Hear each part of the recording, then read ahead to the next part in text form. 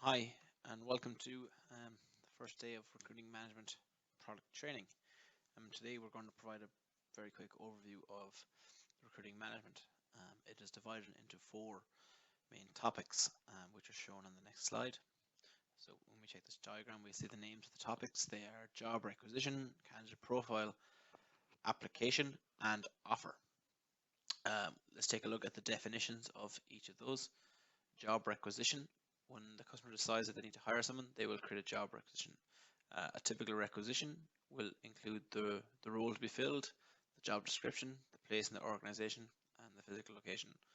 It'll contain other details such as the operators or the users involved in the requisition, such as the approver, the recruiter, or the hiring manager. A requisition, it's essentially a hiring order. It's the request that kicks off the recruiting process. So it's at the very beginning, and most requisitions follow a business process such as approval, posting, active recruiting, hiring, and then closure of the job requisition. Candidate profile, it's the record of the candidate's data in the database, often described as the candidate's online resume, but a typical candidate profile will include a lot more data than just the resume attachment. So we may see data such as first name, last name, address information, country, the contact details, as well as background information such as previous work experience or previous education history. Application then is the data submitted by the candidate when they apply to a job. So this will be a type of form that they fill in when applying to a specific job requisition. There'll be fields on this application which will be specific to that job. So an example would be if you are hiring a delivery driver, a typical application question may be, do you have a driver's license? Another question is do you have a previous driving convictions or have you a clean driving license? So they are examples of application data that will be filled out by the candidate when applying to a job requisition. And the last part is offer. Offer is divided into two parts. The offer approval is an internal process. This is created prior to the offer letter, and the type of fields that would be included here would be the candidate's details, their name and their information, but also information about the role, what is the job title, what is the department of the role, what is the pay grade of the role. You'll also see some fields such as compensation information. This would be the salary or bonus information, as well as benefits as well, that would be given to the candidate when they're hired. The second part of the offer is the offer letter. This is external, so this is where we send the offer letter to the candidate, and they are given the option to accept or decline the offer. There are a couple of different methods of sending the offer letter, which we will see later in this video. So if you can try and remember that it's divided into two parts, the offer approval and offer letter. We're going to move to our demos now, where we're going to take a look at an example requisition, the details involved in it. We're going to post that requisition and we're going to have a candidate apply to it. So we're going to move to our demo now, and we are taking on the persona of the recruiter. So you'll see on my screen that I am logged into our demo, and I'm Tessa Walker. So that is the name of the recruiter or a recruiter in the system. For the purpose of this training, I have created a new requisition called Support Engineer SuccessFactors. So this is the job title. This is the name of the role that we will be filling as part of the requisition. So these are all fields on the requisition. These fields are defined in an XML template called the job requisition template. So you can have various different fields and different field types defined, and as well as permission to different types of users depending on their role in the requisition, so such as recruiter or hiring manager, but also depending on the status of the requisition. When I mention status, I mean pre-approved, approved, and closed. These are the system statuses of a job requisition. This requisition, as an example that we're using, is approved. The reason we know it's approved is that we can see that it is posted. We see job postings is equal to 2, and we also have one candidate in the system. We also do not see a route map at the top of the job requisition. Some of the words and phrases that I'm using here will be quite new to you, but rest assured that we will be covering all of this content in a lot more detail over the next series of videos. So just rest assured that the content will be covered, and we'll see everything in a lot more detail over the next little while. So just to focus on some of the different details here. So here we have a requisition ID. This is the unique identifier of the requisition. It's system generated, so you cannot edit it. When the requisition is created, this is issued by the system. Here we see an internal and external job title. So here's just where we simply state the name of the role that's going to be filled. So we're hiring a support engineer in SuccessFactors. And we have the job requisition status, so whether or not the job requisition is currently open, will it be closed, or has it been cancelled, or has it been filled. So that's important for keeping the job requisition open or closed. We see some other details such as company, division, department, location. Something important here as well is the posting country. So this is the country of the job rec. So let's select United States. Some other things we'll see here as well are the languages. So the default language of the requisition or the posting languages. So whether or not we're going to post this only in English or will it be available in other languages also. We also have little fields like job start date and end date of temporary. You'll notice that some of these fields are not required. So we do not see a red asterisk beside them, which means that we do not have to provide a value at the moment. So we can simply just leave them empty. We see some other things here like weekly working hours are 38, required travel 50%, the cost center for the job, for the role, reason for the vacancy. So again, we're talking about the requisition is what kicks off the hiring process. Here we have filled in replacement. So what that means is that we are going to hire a new employee. The reason is that it's an replacement. So in this example, maybe there was another team member who left their role, moved on to a different position. So now there is available headcount to replace and backfill that position. So you see other examples here. New position or maternity leave could be quite common as well. If we scroll down further, we can see the salary information on this requisition. So salary here is 100,000 US dollars. Employment type is full-time. Payment type can be salaried. And we also see that there's a bonus amount written there also.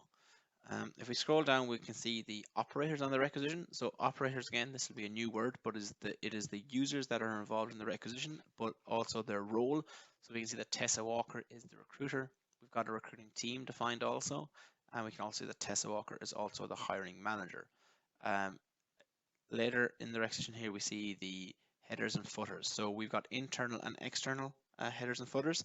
This is based on whether or not the job will be posted on the internal career site or the external career site. So I'll just take a second to show you the description header. This may contain information like job title, location, or pay grade. We would simply type in that here. So I'll click update, and let's say the job title is support engineer, and the location is, I think we entered Miami, and the pay grade could be, let's just call it a T2. So let's save that. And when we also see a footer here as well, so we can see here where you might just put in information saying this this company is an equal opportunities employer. Okay, so let's just hit save changes, and we also have a job description which I'll show you now. It's part of the job profile tab. So I'll just wait for this to load.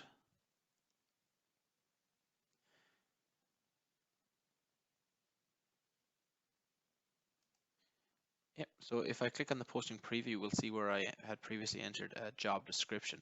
I did this upon job rec creation, and this includes the description, job summary, and competencies and skills of the requisition. If we take a look then as well, we have job posting. So this is where we choose to make the requisition available online. So we'll see internal career site and external career site. So internal career site means that we are putting this requisition online on our internal career site, meaning that we are trying we want to hire a internal candidate. An internal candidate is someone who is already working for the company. So it's internal. Maybe they work in a different department or a different role, and they want to move to this department and apply to be a support engineer. External career site then is when we want to hire someone from outside of the company. So this means that this person does not work for the company, and they want to apply here to work as a support engineer. There's some other types of posting that we'll briefly mention, such as job boards. So this is where we can post to different job boards, such as Indeed. We use an integration here called eQuest or RPO. And then also we have agency here at the bottom. So we could post to different agencies. An example might be Manpower agency. So this is posted to the external career site. So if I click this and copy the hyperlink, this will bring us to the external career site. So what's important here is that I have two tabs open. And this tab we're working as the recruiter, we are Tessa Walker. In the next tab, we're looking at the external career site. And when we're on the external career site, we are taking on a different persona. We are pretending to be the candidate and we're going to apply to this job. So for example, if we just go to the career site homepage, we can do a job search. So this would be like someone navigating to the SAP careers website and looking for a job on the website. So we're just going to hit search to find any available jobs. And we should see the job description that was created and posted. So here we have a job called Support Engineer SuccessFactors. So let's sign in and let's create a candidate profile, and we can then use apply and apply to the job. So if I go back to the slides, you're going to see that we are moving away from job requisition, and now we're on to the next topic, which is candidate profile. So let's do that. So we're going to go ahead here and click on sign in. If we already do not have a candidate profile already, we will create a new one. So if you have an account, you can enter your email address and your password, but we're going to hit create account. So we're going to enter an email address. So we're going to call this SAP test training, and let's use 01@yahotmail.com. SAP test training 01@yahotmail.com. So Yahotmail is a disposable email address that we use when we're testing in our demo. So we're just going to call this SAP test training. I'm just going to enter the word or the string 1. So you can see this is the name of the candidate. So we're calling it SAP test training 1. Let's enter a phone number. So let's just go for any digits here. And country can be Ireland. We've got some privacy options. So let's make our profile visible to any company recruiter, and we'll accept the terms and conditions of the data and privacy consent statement. So this is the candidate profile create an account page. So we are going to see this again when we do a deeper dive into the candidate profile training, but today is just an overview, so I didn't spend too long talking about each individual field here, but we will in the next couple of videos. So let's go ahead and create the account here.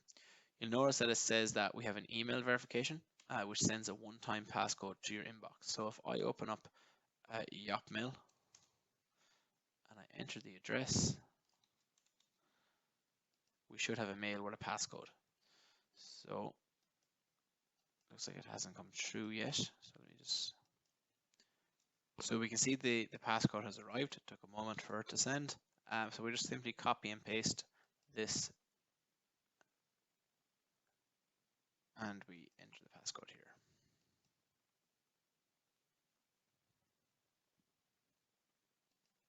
We can see now that the email address has been verified and the candidate profile has been created.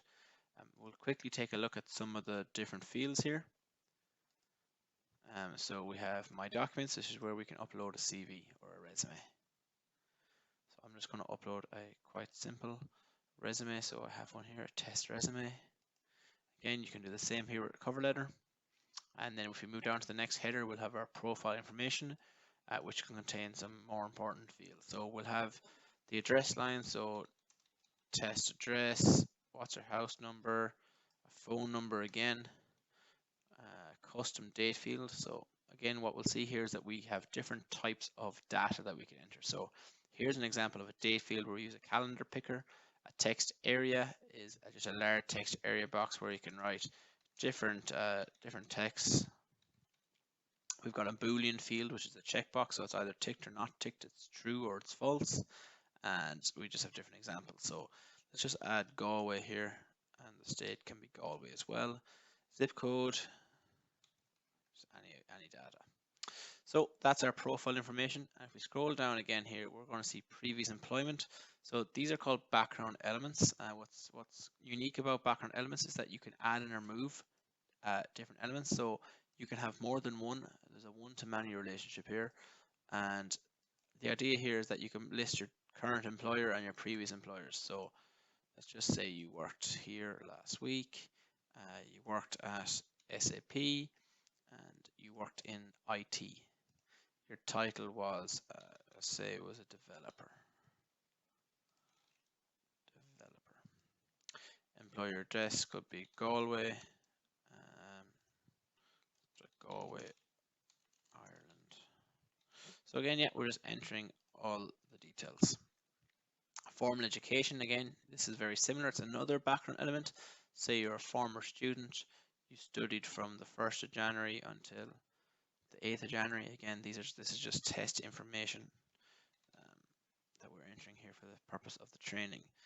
We have a degree in computer science. Let's say it's a bachelor's degree, and the school type was National University of Ireland. So again, this is just test data. So we have more here for language skills and certifications and licenses. So we'll take one example of each. So let's say we also speak, let's see, select maybe French. Can you speak this language? Yes. Say we are fluent and our reading proficiency is fluent, writing is fluent, and then at the bottom here we have licenses. So we could write this as driver's license, can drive car and van, and we can just write the dates, so maybe it doesn't expire for 10 years. So again, none of these fields are required, so we don't have to fill in every detail. So we're going to go ahead here now and press save, and we're going to save our candidate profile. So the profile has been created. The next step for us would be to move on to the application. So we're going to go back, we're going to search for that job and press apply. So what I'm going to do here is I'm just going to open up the home page of the career site again. We're going to hit job search, and let's see, let's just go ahead and hit search, and we'll see which jobs are posted. So we can see this is our job, support engineer SuccessFactors. It was posted on the 18th, and it's a full-time role. So let's go ahead and click into it to check the job description, make sure it's the correct requisition. Yeah, this looks fine. It's the same requisition that we just created, we just looked at in the UI. So let's go ahead and press apply. So if you're already logged into the system and you press apply, you should be brought to the application screen. If not, you will need to create your profile and then apply. So here we have an opportunity to change the profile information. Again, if there's any updates you need to do, perhaps it's going to be a change of address or something like that, or maybe a more recent version of your resume, you can upload it here. But at the bottom, we'll see job specific information. And this is your application. It's your application template. So what this is again, we talk about templates. This is now the application XML template. So this is a template that we upload in provisioning, or we change via manage templates in Admin Center, and we've got lots of different fields, and we define different types of fields, so different data types. So we have text or pick list or date fields, again very similar to what we saw on the candidate profile, and we also permission them accordingly to internal or external candidates. So let's just go ahead and select some of these. So do you have a driver's license? Yes. Do you have health insurance? No. So again, you maybe have to fill in your address. Maybe contact your current employer. Yes. Have you been employed at our company previously? So checkbox for yes. Do you identify as Aboriginal or Torres Strait Islander? No. You can enter gender. Are you a veteran? So again, we're just entering test data here. We're going to press apply. So I want you to remember now that this is the application. This is information that is relevant to the job. So if this job was for a delivery driver, do you have a driving license? Yes, that's a very important factor. So let's go ahead and hit apply here. What we're going to see is we're going to see a message that says that it has been sent successfully. So we are the candidate. We created our profile. We saw a job requisition we wanted to apply for, and we filled in an application. If we click on view profile, we can see our profile information again. But now under jobs applied, we see that we have one job. So we know that we've applied to support engineer SuccessFactors as part of this company. What I'm going to do next is we're going to change persona again. So at the moment, I have been the candidate and I have applied to a job. But now we're going to change persona.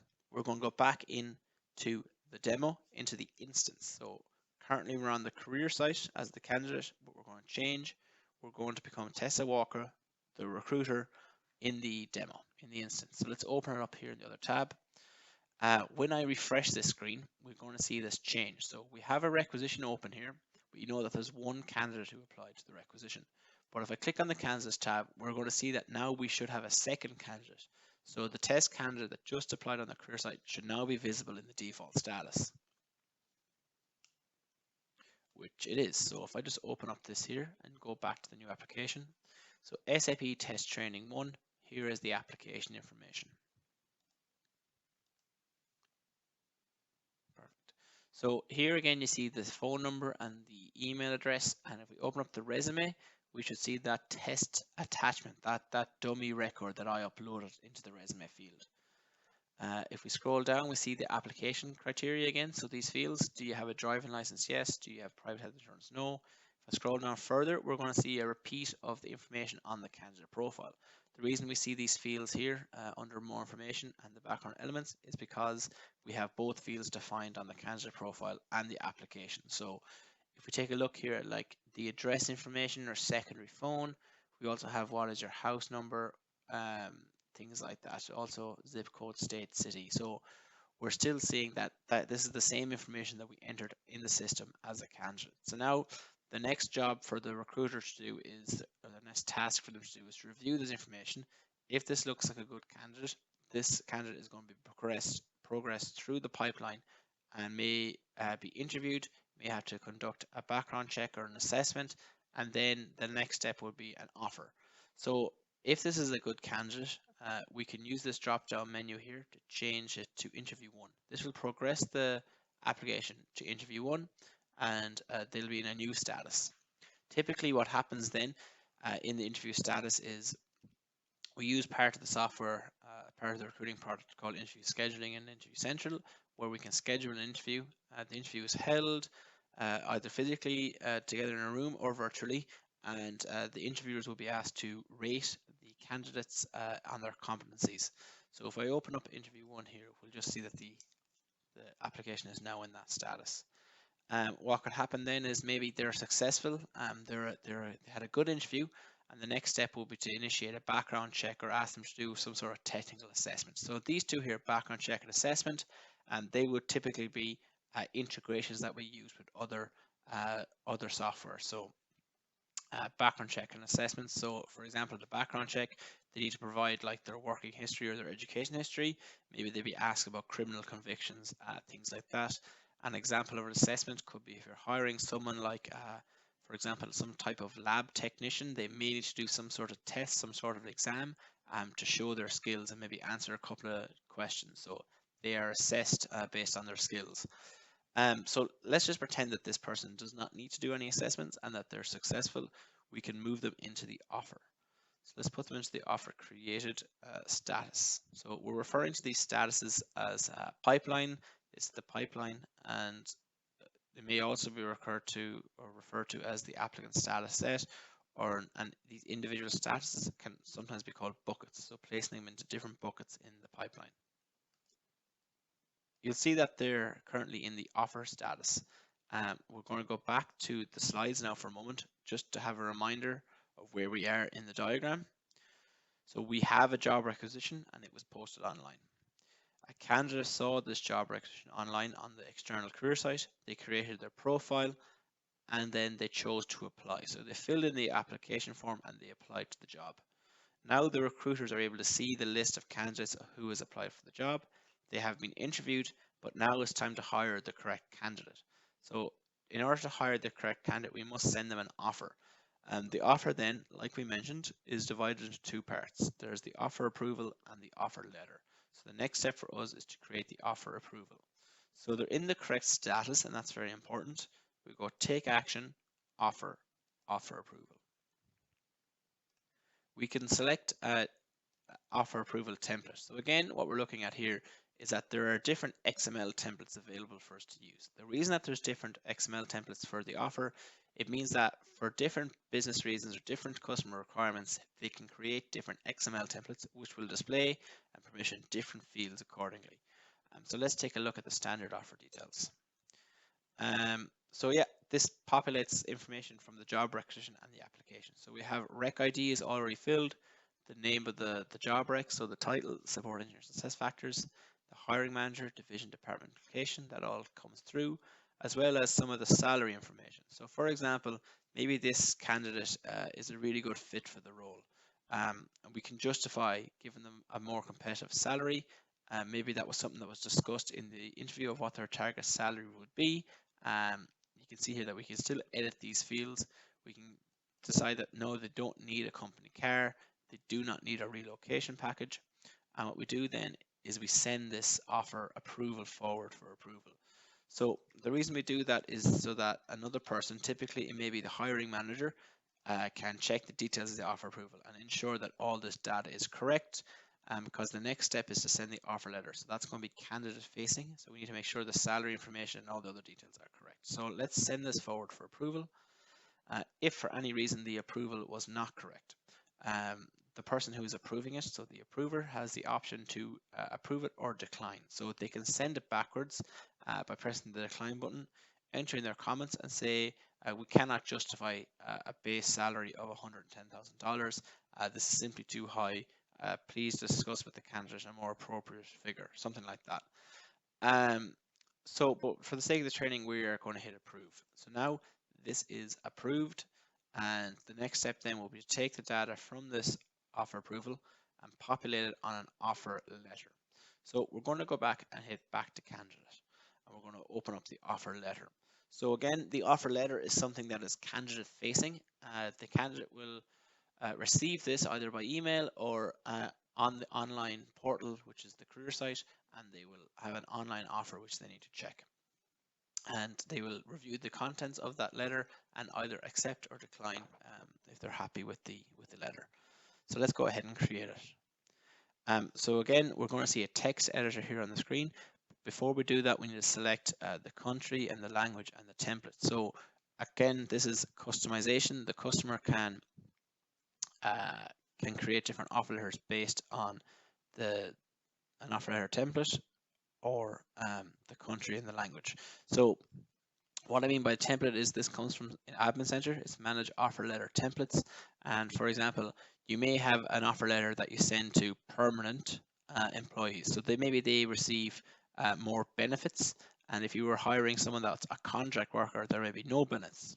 So there may be information used in here about the benefits that so you will be entitled to receive the standard employee benefits. So for example, if that was for a contract user, you would not have that sentence. So you can tailor and customize the different types of offers that you're sending. We see these yellow icons as well on the screen. These are called tokens, and tokens are placeholders for information. So if in the candidate profile we entered the first name of the candidate, so we should see SAP Test Training 1. So this will resolve to real data in the system, and it'll populate it on the offer. What's important here is that it'll only populate this data and resolve these tokens if the data exists. So for example, we may see that maybe I left state or zip empty on the profile. If it's empty in the profile, it's also going to be empty in the offer. So it's really important that we populate all the correct data. And the reason or the way that we do that is using required fields. So we'd mark something as mandatory so the candidate has to enter the data. So for example, we are seeing the same reuse of information here. You will start in a position as, and it should say support engineer SuccessFactors, reporting to me, the hiring manager. And the hiring manager may be Anya Singh or maybe Tessa Walker. So again, you see things like salary base, etc. So let's go ahead and let's hit next step.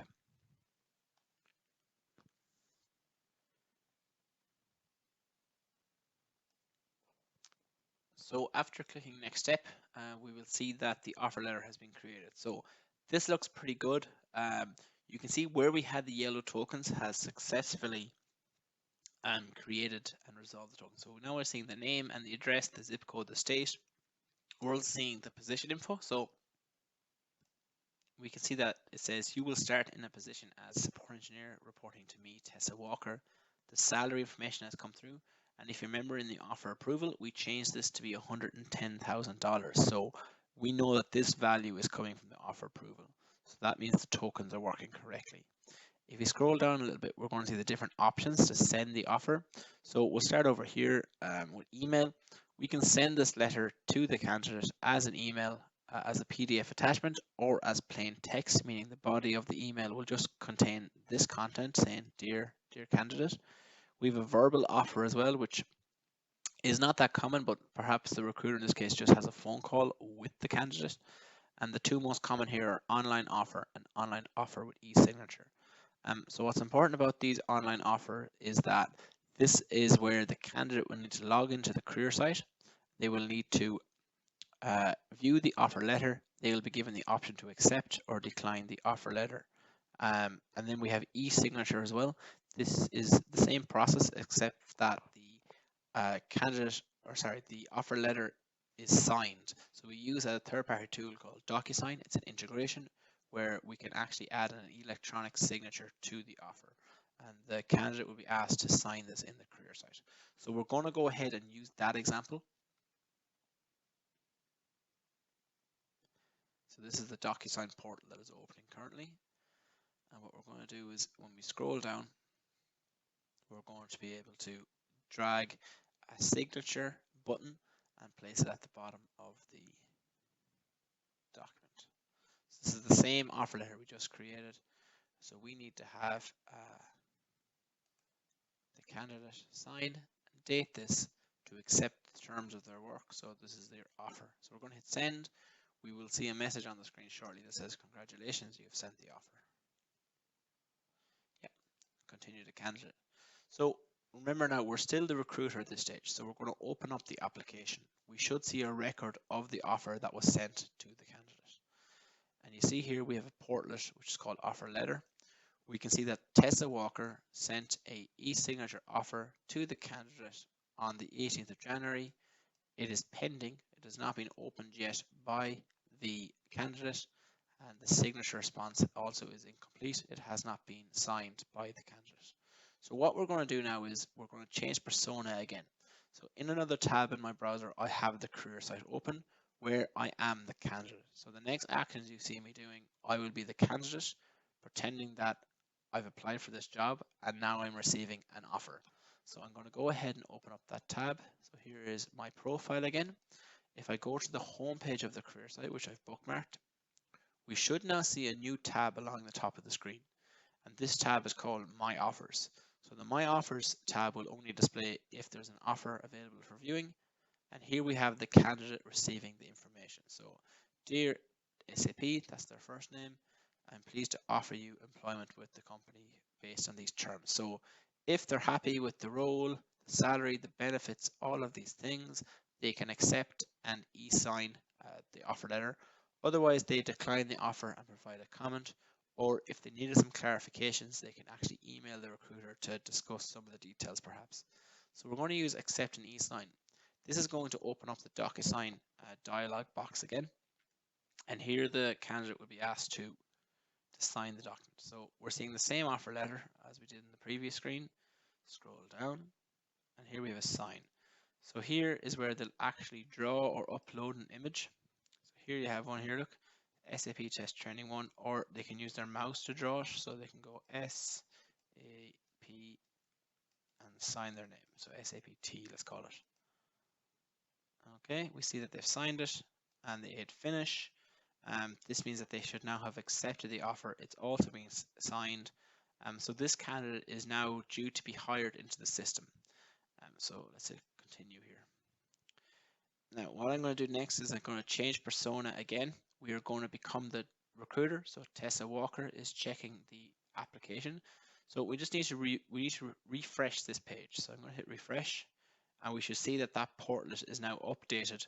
We're going to see that the offer was viewed and it was accepted and it is e-signed. So let's just open up SAP Test Candidate 1.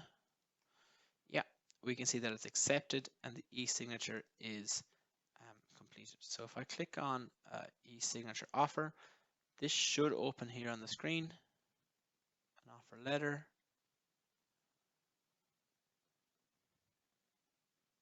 And if I scroll to the bottom of this document, we should now see the signature that was signed by the candidate.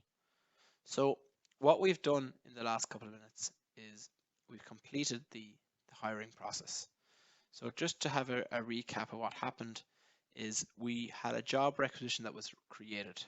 it was a replacement hiring for maybe a colleague that left the team, or some employee left their position. So this needed to be filled. So a vacancy was created, which means they needed a job requisition, and it was created online. Next, the candidate was browsing the external website, the career site, and looking for jobs that they might want to apply to, and they found the job support engineer SuccessFactors. They created their candidate profile, they filled in all of their data, their address information, their contact information, as well as their background information such as education or their previous work experience.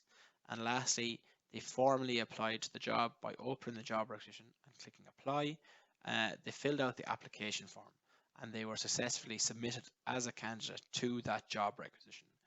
The HR team, the recruiters, they reviewed the profile and the application. Remember, we saw Tessa Walker, she checked the resume, she read the resume, checked all the details. They had an interview as well, we mentioned. Maybe they filled out some background checks or assessment integrations as well. And then lastly, we sent an offer to the candidate. So the candidate has now accepted the offer, which is almost the last step in the process. The candidate then will be moved into the hired status.